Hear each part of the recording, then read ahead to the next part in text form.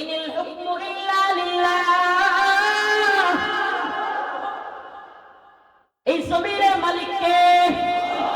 তাবারাকাল্লাযী বিয়াদিহিল মুলক ওয়া হুয়া আলা কুল্লি শাইইন কাদির। সমস্ত মুলুকের মালিক কে?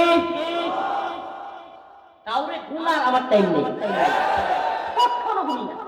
আল্লাহর জমিনে আল্লাহর গোলামি করি, আল্লাহর দালালি করি, কোন ব্যক্তির কোন দলের দালালি করি না।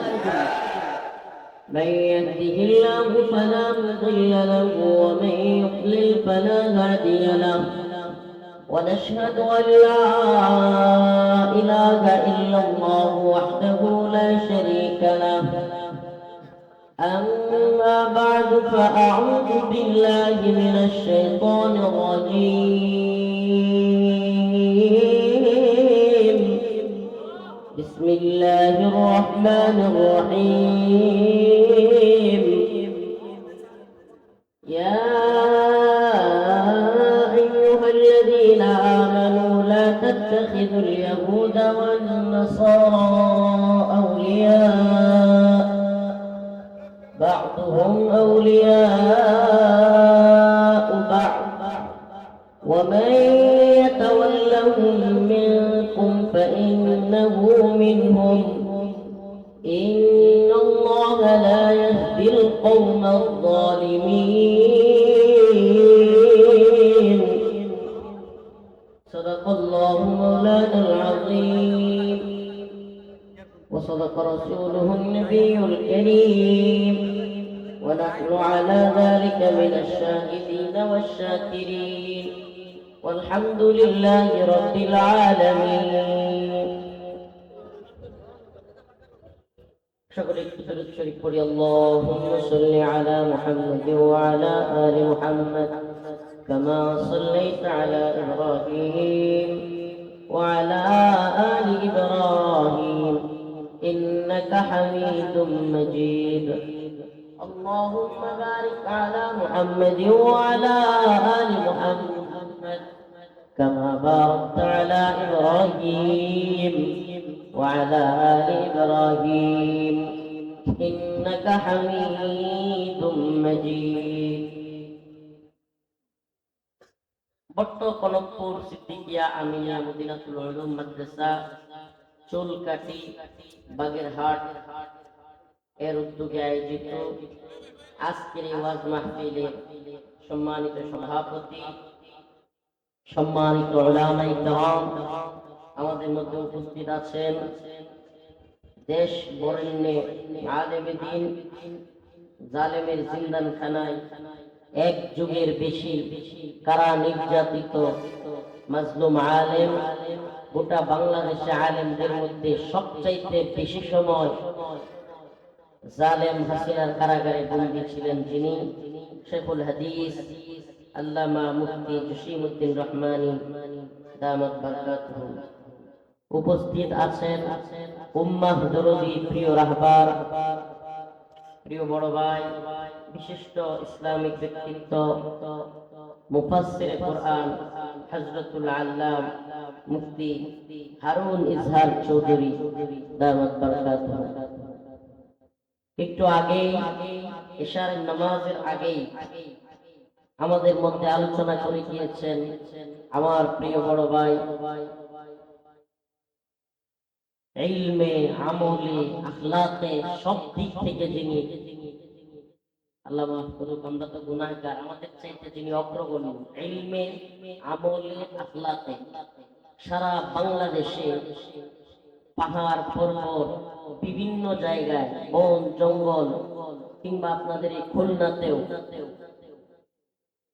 যিনি অমুসলিমদেরকে দাওয়াতি কাজ করে অক্লান্ত পরিশ্রম করে যান, দাঈ ইলাল্লাহ, পার্বত্য চট্টগ্রামের মর্দে মুজাহিদ, আমলে, আখলাকে, ইলমে সব দিক থেকে উপরে।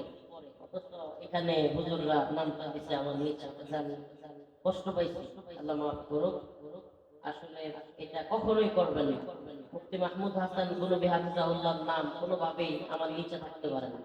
আমি ছোট মানুষ, আমার পোস্টারের নাম দিলেও হইব, না দিলেও সমস্যা, কিন্তু দিলে অবশ্যই বড় উলামায়ে কেরামের ক্ষেত্রে শানের খেলাফ যাতে না হয়, বড়দের নামের উপরে যাতে না হয়ে যায়। আল্লাহ তাআলা আমাদেরকে বোঝার তৌফিক দান করুন। আল্লাহ পাক রব্বুল আলামিনের দরবারে লাখো কোটি শুকরিয়া যে মহান রব্বুল আলামিন আপনাকে আমাকে কোরআন সুন্নাহর আলোচনা আসার বসার শোনার তৌফিক দান করেছেন। সেজন্য অন্তরের অন্তঃস্থল থেকে কালিমাতুশ শুকর আদায় করে স্বতঃস্ফূর্ত আওয়াজ করে বলে আলহামদুলিল্লাহ। আমার সামনে উপবিষ্ট আছেন মুরব্বিয়ানে আযম, প্রিয় যুবক ভাইরা, স্নেহের ছোট ভাইরা, পর্দানশীল মা ও বোনেরা, আবার অন্তরের অন্তঃস্থল থেকে আল্লাহর দরবারে এই মর্দে মুজাহিদ আলেমদেরকে একত্রে পেয়েছেন। আমি তো গুনাহগার, এখানে যাদেরকে পাইছেন প্রত্যেকটা মানুষ মাজলুম, শুধু মাজলুম না, এমন মাজলুম যে এই একত্রে এতগুলো মাজলুম মানুষকে পাওয়া, সুবহানাল্লাহ। আমি নিজে সাক্ষী, আমার ভাই মাহমুদ হাসান কলবি কারাগারে জালেমরা বুট দিয়ে বোট পায়ের নিচে বোট দিয়ে পর্যন্ত আমার ভাই মাহমুদ হাসান কলবিকে আঘাত করছে। এই মানুষটাকে এত বেশি নির্যাতন করা হয়েছে হক কথা বলবার কারণে, কারাগারেও সাহসী ভূমিকা নেওয়ার কারণে মুফতি মাহমুদ হাসান কলবি হাফিজাহুল্লাহকে টর্চার করা হয়েছে। আমরা বলতাম ভাই এখানে তো অন্তত একটু থাকেন, এখানে তো অন্তত একটু রয়ে শুয়ে চলেন, কিন্তু মাশাআল্লাহ আল্লাহ বান্দার হিম্মত, সুবহানাল্লাহ। আল্লাহ তাআলা তার ঈমানি জজবাকে, দ্বীনি মেজাজকে কবুল করুন, বলেন আমিন। নাম বলতে চাচ্ছি না, এমন দলও পাইছি, বড় দলের মহাসচিব, নাম বলতে চাচ্ছি না, হাইরে কান্নাকাটি, মনে হইতেছে ছোট বাচ্চাদের মতো কান্নাকাটি। দলের মহাসচিব এমন কান্নাকাটি শুরু করছে, পুরা দল বিএনপি জোট থেকে সইরা আওয়ামী লীগের সাথে চলে গেছে মহাসচিবের মাধ্যমে শুরু, তাইলেও সাইরা দেবা কাইন্দাবাসী তবুও আমগরে জেল থেকে বের করে। আল্লাহ তাআলা ওই লোকগুলোর চাইতে অনেক বেশি হিম্মতওয়ালা মুফতি শেখ হারুন সাহেব হাফিজাহুল্লাহ, অনেক বেশি হিম্মতওয়ালা। আমি আন্দোলন করে কারাগারে পর্যন্ত ঢুকছি, শেখ জসিমউদ্দিন রহমানী দামাত বারকাতুহুকে মেরে ফেলা হয়েছে, এই ধরনের নিউজ আমরা পেয়েছি 5 আগস্টের পরে।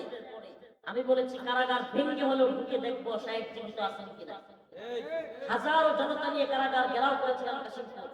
তখন কাশিমপুর কারা কর্তৃপক্ষ এবং সেনাবাহিনী বাধ্য হয়েছিল আমাকে, কোনো নিয়ম নাই কারাগারের নিজস্ব বাহিনী ছাড়া, কারাগারের প্রশাসন ছাড়া কাউকে ভিতরে ঢোকার কোনো পারমিশন নাই। কিন্তু আন্দোলন করে শেখ জসিমউদ্দিন রহমানীকে দেখবার জন্য ভিতরে ঢুকেছিলাম। শায়েখকে সুন্দরভাবে দেখে শায়েখের কথা শুনে তারপরে কারখানা থেকে বের হয়েছিলাম। তো এই মানুষগুলোকে আজকে আপনারা আন্দোলন করে দেখতে হয় নাই, আপনারা এত সুন্দরভাবে পেয়ে গেছেন। আমাকে কথা দেন শেখ জসিমউদ্দিন রহমানী হাফিজাহুল্লাহ এবং আমার প্রিয় বড় ভাই উম্মাহ দরদি রাব্বান, যার সব সময় ফিকির এই উম্মতকে নিয়া, শেখ হারুন সাহেব হাফিজাহুল্লাহর আলোচনা শুনে তারপরে যাবেন তো ইনশাআল্লাহ, যাবেন তো ইনশাআল্লাহ। এই তথাকথিত সেলিব্রিটিজম কেউ মঞ্চে কেউ কথা বলিয়েন না, দাঁড়ায় মঞ্চে কেউ কথা বলবেন না, দাঁড়ান, ঠিক আছে? আপনারা সামনে থেকে আরেকবার বললেন তো আপনারা তাদের আলোচনা শুনবেন। আমি তো তাদের উত্তরসূরি হিসেবে আপনাদের সামনে বসছি, তাদেরকে মুহাব্বত করি, ভালোবাসি, তাদের চেতনা, তাদের আদর্শ অন্তরে লালন করি। আল্লাহ তাআলা আমাদের সবাইকে ইকামতে দ্বীনের ওই আদর্শ যেটা আল্লাহ এবং তার রাসূল সাল্লাল্লাহু আলাইহি ওয়াসাল্লাম বলেছেন, সেই আদর্শ লালন করবার তৌফিক আমাদেরকে দান করুন। আজকে আমি যে আলোচনা, যে আয়াত কারীমা তিলাওয়াত করেছি সূরাতুল মাইদার 51 নম্বর আয়াত, আমার ব্যক্তিগত কথা নাই, কোনো ব্যক্তিগত কথা বলবার চেষ্টা করব না, কোরআন সুন্নাহ থেকে কিছু কথা বলার চেষ্টা করব। কথাগুলো আমার ভাই মাহমুদ হাসান কলবি দামাত বারকাতুহু যেগুলো বলতেছিলেন, আমি ভিতরে ঢোকার সময় শুনতেছিলাম। উনি যেই কথাগুলো বলতেছিলেন তার শেষ অংশের কিছু কথা আমি আপনাদের সামনে বলি। শেখ মাহমুদ হাসান কলবি হাফিজাহুল্লাহ আমাদের বর্তমান প্রচলিত বিশ্ব ব্যবস্থা, যেটা খেলাফতে উসমানী 1924 সালে খেলাফতে উসমানীর পতনের পর এই বিশ্বে পাশ্চাত্য কিংবা পশ্চিমারা, আব্রাহাম লিঙ্কন কিংবা জর্জ রসুল, তাদের চাপিয়ে দেওয়া এক নতুন আধুনিক তথাকথিত নিউ ওয়ার্ল্ড অর্ডার বা নতুন বিশ্ব ব্যবস্থা, যেটা এই উম্মার উপর চাপিয়ে দিয়েছে সামরিক আগ্রাসনের মাধ্যমে কিংবা বুদ্ধিভিত্তিক আগ্রাসনের মাধ্যমে। এই খেলাফতে উসমানীর পতনের পরে এই উম্মতের উপর পাশ্চাত্য একটা বুদ্ধিভিত্তিক চেতনা আমাদের উপর চাপায় দিছে। এটা বুদ্ধিভিত্তিক, সামরিক, বিভিন্ন অ্যাঙ্গেল থেকে তারা আমাদের উপর প্রভাব বিস্তার করবার জন্য খুব ডিপলি এবং চিন্তা করে তারা সম্মিলিতভাবে তারা চিন্তা করলো মুসলমানদেরকে কখনোই অস্ত্র দিয়া শুধুমাত্র হারানো যাবে না, মুসলমানদেরকে কখনোই কোনোভাবেই অত্যাচার করে, নির্যাতন করে, জুলুম করে, মাথা নত করে গোলামি করানো যাবে না। মুসলমানদেরকে গোলামি করাইতে হলে ইসলামী মূল্যবোধ, ইসলামী চেতনা, দাওয়া, ইরশাদ, জিহাদের চেতনা থেকে দূরে রাখতে হবে। এমন এক নতুন বিশ্ব ব্যবস্থা তৈরি করতে হবে যেটা বস্তুত এটাও আলাদা একটা ধর্ম, দিন, কিন্তু আমরা বুঝাবো এটা কোনো দিন না, এটা জাস্ট সরকার পরিবর্তনের একটা সিস্টেম। নাম কি সেই সিস্টেমের? খেলাফতে উসমানীর পতনের পরে এই সিস্টেম যেটা তারা আবির্ভাব ঘটাইছে, এটার নাম হলো ডেমোক্রেসি। আরবিতে বললে বলা হয় জমহুরিয়ত। এই ডেমোক্রেসি কিংবা জমহুরিয়ত নিয়ে কথা বলতে চাইলে আওয়ামী লীগ বিএনপির চাইতেও, আল্লাহ মাফ করো, আমাদের ইসলামপন্থী ভাইদের আরো বেশি চলে। কষ্ট লাগে, আশ্চর্য লাগে রে ভাই, আমাদের কথা যদি দলিল ভিত্তিক না হয়, আপনি দলিল ভিত্তিক জবাব দেওয়ার চেষ্টা করেন, কিন্তু মুহাসাবা করা কিংবা আপনার যেটা বলো তাকরার করবার প্রয়োজনীয়তা আমরা বোধ করি। এই উম্মাহকে স্মরণ করে দেওয়া, উম্মাহ এই গণতন্ত্রের মাধ্যমে, এই ভোটের মাধ্যমে গোটা পৃথিবীতে ওই কিয়ামতের আগ পর্যন্ত পৃথিবীর শুরুলগ্ন থেকে 1 ইঞ্চি ভূমিতে, 1 ইঞ্চি বলছে, একটা গ্রাম নয়, একটা শহর নয়, একটা দেশ নয়, কিংবা পুরো বিশ্ব নয়, 1 ইঞ্চি ভূমিতে পৃথিবীর শুরুলগ্ন থেকে কিয়ামত পর্যন্ত, কিয়ামত বাদের আজ পর্যন্ত 1 ইঞ্চি ভূমিতে ভোটের মাধ্যমে, গণতন্ত্রের মাধ্যমে 1 ইঞ্চি ভূমিতে শরিয়া খিলাফা প্রতিষ্ঠিত হয় নাই, হবেও না। দেখেন আমাদেরকে পারলে যেমন হয়েছে অমুক দেশে। প্রিয় ভাইরা, কথাগুলো কেন বলছি? ডেমোক্রেসি আগে বুঝতে হবে। আমি আজকে মূল গণতান্ত্রিক আলোচনায় যাব না, শত্রু এবং মিত্র চিনাবো এবং পরবর্তী করণীয়, যে কথাটা আমাদের গণতান্ত্রিক ভাইরা প্রায়ই বলে, আপনারা শুধু গণতন্ত্রের বিরোধিতাই করে গেলে, আপনারা তাইলে দিন প্রতিষ্ঠার জন্য, খেলাফত প্রতিষ্ঠার জন্য কি করতেছেন, আজকে সেগুলো বল। আমরা কি করতেছি এবং কি করণীয়। তারা কি বলে? রূপরেখা। রূপরেখা দেখাবো আমি না, রূপরেখা আল্লাহ কোরআন দিয়ে দেখাবো। আল্লাহ কোরআন কি বলতেছে, সুন্নাহ কি বলতেছে, আসুন একটু মিলাই একটু সমস্যা আছে। ডেমোক্রেসি আধুনিক জাহিলি বিশ্ব ব্যবস্থার নতুন এক ধর্মের নাম। ডেমোক্রেসি কি, গণতন্ত্র কি, এটা আলাদা একটা ধর্ম, এটা আলাদা একটা জীবন ব্যবস্থা। ইসলাম কমপ্লিট গড অফ লাইফ। ইসলাম যেমন পূর্ণাঙ্গ জীবন ব্যবস্থা, গণতন্ত্র একটা জীবন ব্যবস্থা। যে নামে আসে এই উম্মাহ সবচেয়ে বড় ধোঁকাবাজি বর্তমানে এই গণতন্ত্র বা এই ডেমোক্রেসি।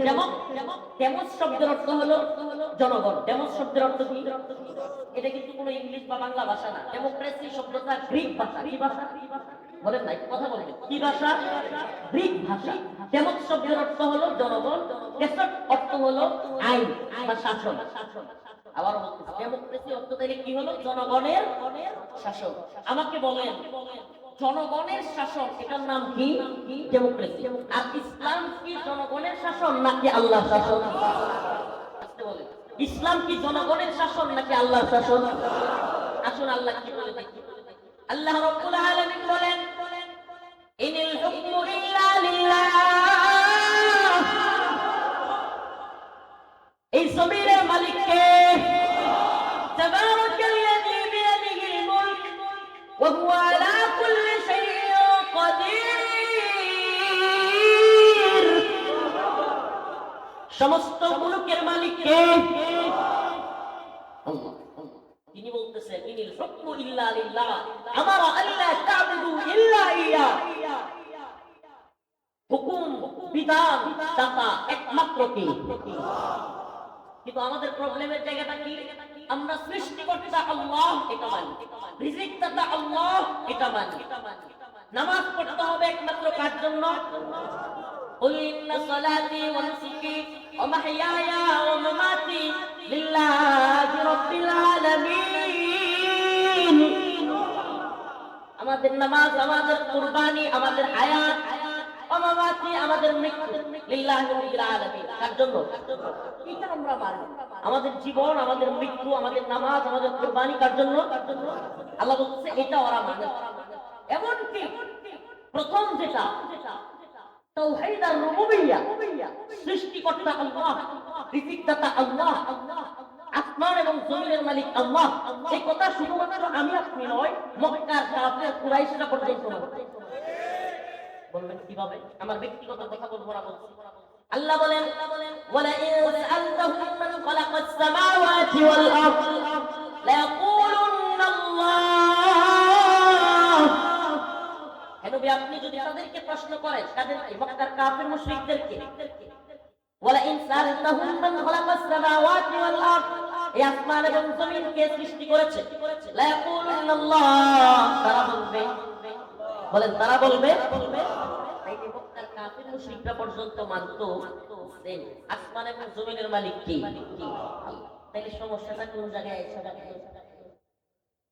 আসমান এবং জমিনের মালিক আল্লাহ, এই কথা আপনি আমি বিশ্বাস করলে এই পৃথিবীর তথাকথিত তাগুতি বিশ্ব ব্যবস্থার যারা মালিক, নাউজুবিল্লাহ, যারা প্রভু, আমেরিকার কোনো সমস্যা নাই, ইসরায়েলের কোনো সমস্যা নাই, ভারতের কোনো সমস্যা নাই, পশ্চিমা বিশ্বের কোনো সমস্যা নাই।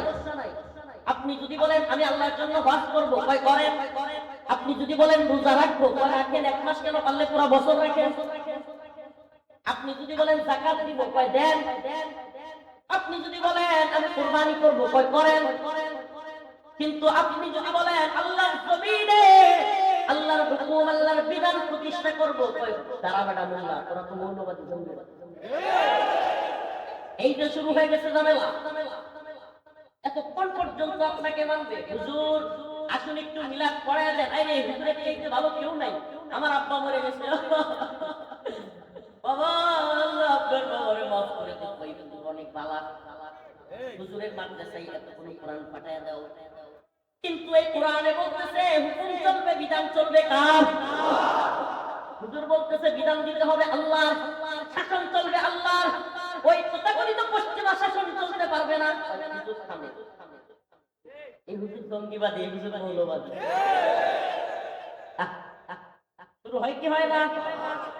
এই আমাদের দেশের নেতারা, আওয়ামী লীগের হোক বা অন্য দলগুলোর হোক, এরা কোরআন বিলি করে কি করে না? বলেন না, কোরআন বিলি করে কি করে না? মাদ্রাসায় কোরআন দিয়ে ভরে ফেলবে, কোরআনের সাথে আমরা আছি, হুজুর মাদ্রাসার সাথে আমরা আছি, বলে না? কিন্তু যদি বলেন কোরআনী শাসন দরকার, ইসলামী শাসন ব্যবস্থা দরকার, তাইলেই বলবে হুজুর রাজনীতি ব্যবস্থা বন্ধ করতে হবে, বলে কি বলে না? দেখছেন, মানে এরা চায় হুজুর আপনি মিলাদ করাবেন, আমরা মানি। হুজুর আপনি জানাজা পড়াবেন, আমরা মানি। হুজুর আপনি আমার অফিসে আইসা কিছু হাদিয়ার জন্য অনেকক্ষণ বসে থাকবেন, এতে আমরা আরো খুশি। কিন্তু হুজুর আপনার কথা মানতে হবে, আপনার নেতৃত্বে চলতে হবে, এটা মানি না। আমি দাঁড়ায় প্রস্তাব করবো, আমি সুদ খাবো, ঘুষ খাবো, দুর্নীতি করবো, অনিয়ম করবো, আমি এলাকায় জুলুম করবো, সব কিছু করবো, কিন্তু দিন শেষে নেতৃত্ব আমারটাই মানবে না। বুঝেন নাই? বুঝেন নাই? আমার এলাকায় যদি কেউ যাওয়ার ইয়া হয়ে থাকে, আমি ছোটবেলা থেকে ওই যে বক্তব্য মনে আছে, আমার ডিকশনারিতে আল্লাহর বিরুদ্ধে গেলে কোনো প্রধানমন্ত্রী নাই, মনে আছে? একটু আস্তাগফিরুল্লাহ, আস্তাগফিরুল্লাহ, আস্তাগফিরুল্লাহ, বারবার বলছি, অহংকার না। একটু খবর নিয়ে নেতৃত্ব নাই যে তাদের সব এলাকায় কিভাবে থাকে, কিভাবে চলে। কাউরে গুনার আমার টাইম নেই, কখনো গুনি না। আল্লাহর জমিনে আল্লাহর গোলামি করি, আল্লাহর দালালি করি, কোন ব্যক্তির কোন দলের দালালি করি না। আমার কাছে আসলে যদি আপনি আল্লাহর পক্ষে হয়ে থাকেন, দ্বীনের পক্ষে হয়ে থাকেন, আসেন, ওয়েলকাম। কিন্তু শয়তানি করবেন, ভণ্ডামি করবেন, টাইম নেই। প্রিয় ভাইরা, শুধু বলার জন্য বলতেছি না, নেত্রকোনায় খবর নিয়ে দেখছেন আলহামদুলিল্লাহ, আমার থানা পূর্বজেলায় খবর নিয়ে দেখছেন আলহামদুলিল্লাহ, সমস্ত জুলুমের বিরুদ্ধে আমি তীব্রভাবে প্রতিবাদ করি। সে যত বড় হোক, আওয়ামী লীগের সময় আওয়ামী লীগের বড় নেতা হোক, কিংবা বর্তমান সময়ে যারা নেতৃত্ব কর্তৃত্ব দেখাতে চায়, যার কার বিরুদ্ধে অন্যায় জুলুম হইলেই আমি তাদের বিরুদ্ধে উঠতে পারি। প্রিয় ভাইরা আমার, এতে কইরা আমি কিছু সমস্যা ফিল করতেছি। কি রে, এরা দি সব হুজুরারে ভালো পায়, আমার বিক্রি করে এরা সামনাসামনি খুব মহব্বত করে দেখায়, আড়ালে গিয়ে শুনি খালি আমার কাহিনী কি, হুজুর সব হুজুরা আমাদের পিছনে ঘুরে আর আমরা আমাদের ভিতরে ঢুকতে হবে, রাগে সহ্য করতে হবে। কারণ আলেমদেরকে এরা ক্ষমতার মস্তদে, আলেমদেরকে এরা নেতৃত্বের আসনে দেখতে চায়। আপনারা মোল্লা মৌলবী মানুষ মিলাদ কিয়াম করাইবেন, তারপর একটু জানাজা পড়াইবেন, হাদিয়া তো খুশি থাকবেন, আমার বাপমার লাগি দোয়া করাইবেন, আমরা আবার নেতৃত্ব। আপনারা বুঝেন না কি হয় না? আমাকে এক সাংবাদিক, আমার প্রিয় ভাই ইলিয়াস হোসেন ভাই, খুব কটূক্তির স্টাইলে কিছু কথা বলেছিল। আমি আজকে এই প্রথম এই বিষয়টা নিয়ে মুখ খুলতেছি। আমি কেন ওই দিন টকশোতে বা তার সাথে, টকশো ছিল না ওইটা আসলে আমাদের দুই মাজলুম ভাই আসিফ আদনান এবং জাকারিয়া মাসুদ তাদের নামে জঙ্গি ট্যাগ দেওয়ার কারণে ওনার সাথে আমার খুব ভালো সম্পর্ক ছিল ইলিয়াস ভাইয়ের সাথে ফোনে, যে ভাই এটা নিয়ে একটু কথা বলা দরকার, আবারও জঙ্গি নাটক শুরু হয়ে গেছে। তো এই বিষয়ে কথা বলতে গিয়ে উনি একটা অন্য সাইডে চলে গেছিল, এটা কোনো টকশো ছিল না। তো আমি কেন ওই দিন প্রতিবাদ জানাই নাই, আজকে বলেই ফেলি, আমি এই প্রথম কথাটা বলি। কারণ কি জানেন, এই সাংবাদিক ইলিয়াস ভাই আমাদের পারাবি তার মুক্তিতে কি পরিমাণ অবদান রাখতে অনেক চেষ্টা করছে। শুধু পারাবি না, আরো অন্যান্য মাজলুম যারা আলেম ছিল, শাহেদ জসিমউদ্দিন রহমানী সহ আরো যারা ছিল, ওনাদের মুক্তির জন্য এই বান্দা চেষ্টা করে। এই জন্য আমি আসলে ওই টকশোতে তাকে বিরুদ্ধে নিয়ে আমি চাইলেই তাকে দাঁত ভাঙা জবাব দিতে পারতাম, মনে কোনো কথা বলতে পারতাম। সে কিন্তু একবার পরবর্তী এক লাইভে এসে এটাও বলছে যে আমি রফিক দাদাকে একটু মহব্বত করি, সে যদি আমার জুতা দিয়েও পিঠে একটু আমার ইয়াতে, তবু আমি কখনোই তার বিষয়ে এ করতাম না, শুনতে চিনাতাম।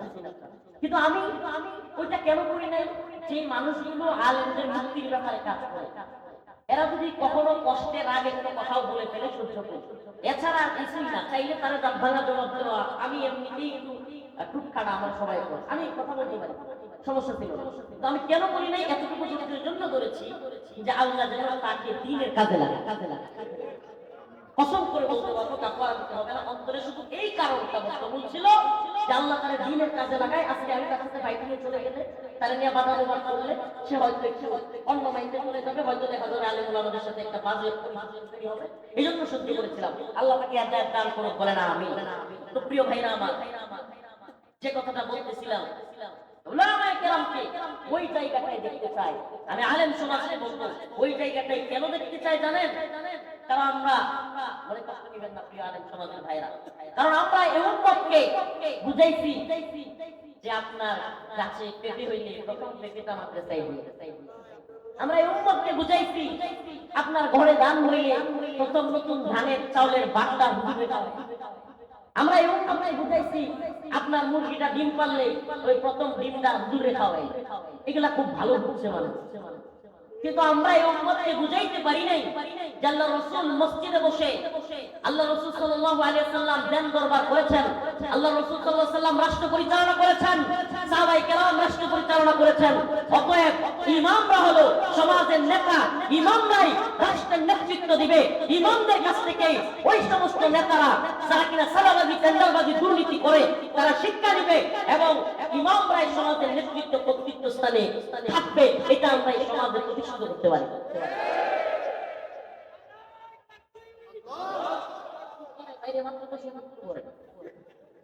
আমরা এই সমাজ এটা প্রতিষ্ঠিত করতে পারি নাই, আমরা বুঝাইতে পারি নাই।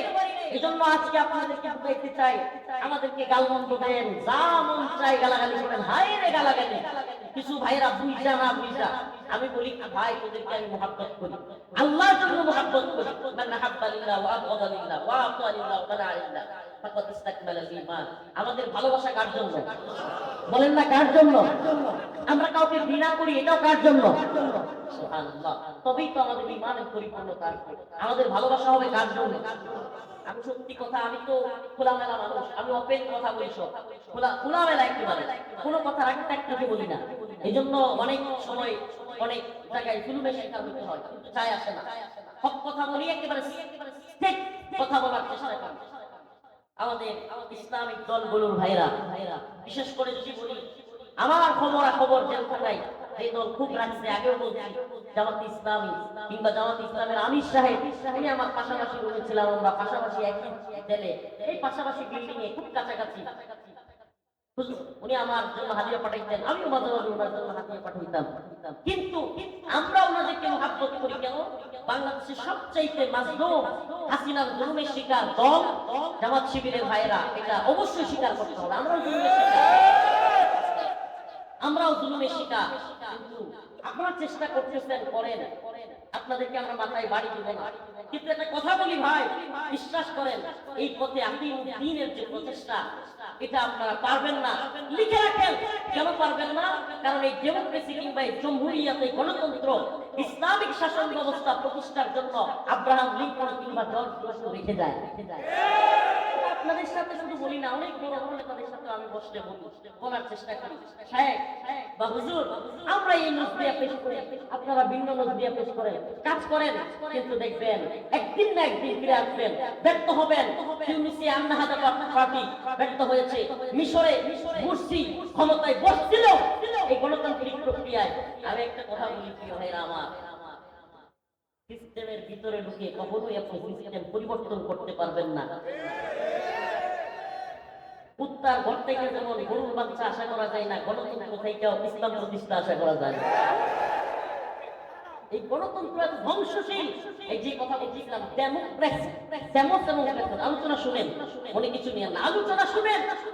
আমাদের এমন গালাগালি করে, আমি বাড়িদারায় পড়াশোনা করেছি, আমার যেই মাদ্রাসায় পড়েছি এটা ছিল গণতন্ত্রের আতুর্ঘ বলা চলে, মানে গণতন্ত্রের বলতে রাজনীতির আতুর্ঘ, তো আমি সাহেবকে দেখতাম, নূর হোসেন কাসেমী রাহিমাহুল্লাহ আকস্মিক মানুষ ছিলেন, সুবহানাল্লাহ, আমাদের আদর্শিক রাহবার। কিন্তু এই ক্ষেত্রে হুজুর ওই পথে ছিল বলেই আমি হুজুরের মতো থাকবো না। একটা কথা মনে রাখবেন, দ্বীনি মাসআলায় যে কোনো বিষয়ে আপনার দ্বিমত থাকতেই পারে। আমি তো মনে করি উম্মার ইখতিলাফটা রহমত হইতে পারে, জহমত না। ইমাম চারজন কেন? ইমাম আবু হানিফা রাহমাতুল্লাহ আলাইহি, ইমাম শাফিঈ, ইমাম হাম্বলি, ইমাম মালিক, ইমাম চারজন ছিলেন না? তাইলে ইমাম তো পারলে সবাই একটাও হইতে পারতেন। তো চারজন ইমাম হয়েছেন, কিন্তু কোনোদিন কেউ কাউকে ছোট করেন নাই, কেউ কারো উপর জুলুম করেন নাই, হিংসা করেন নাই। সুবহানাল্লাহ। তো ইখতিলাফ থাকতে পারে, আপনি এক নজরিয়া পেশিয়া প্রকাশ করেন, আপনি একরকম মনে করেন এইভাবে হয়ে যাবে, আমি মনে করি এইভাবে হবে না। আপনি মনে করতে পারেন, আপনি চেষ্টা করতে পারেন, তো আমাদের চেষ্টা কি, আমাদের এগুলো আজকে বলবো, কারণ এই ভাইদের অনেক কথা। এই জন্য বললাম যে বাড়ি দ্বারাই পড়াশোনা করেছি, আমাকে এই পর্যন্ত সবচেয়ে বেশি কষ্ট দিয়েছে জমিয়তুল উলামা ইসলামের ভাই, সবচেয়ে। কারণ আমি জিহাদি দাওয়ায়ে জিহাদের পক্ষে কথা বলি। কুতিবা আলাইকুমুল কিতাল ওয়া হুয়া কুরহুল লাকুম আসা আন তাকরাহু শাই'আন ওয়া হুয়া খায়রুল লাকুম ওয়া আসা আন তুহিব্বু শাই'আন ওয়া হুয়া শাররুল লাকুম।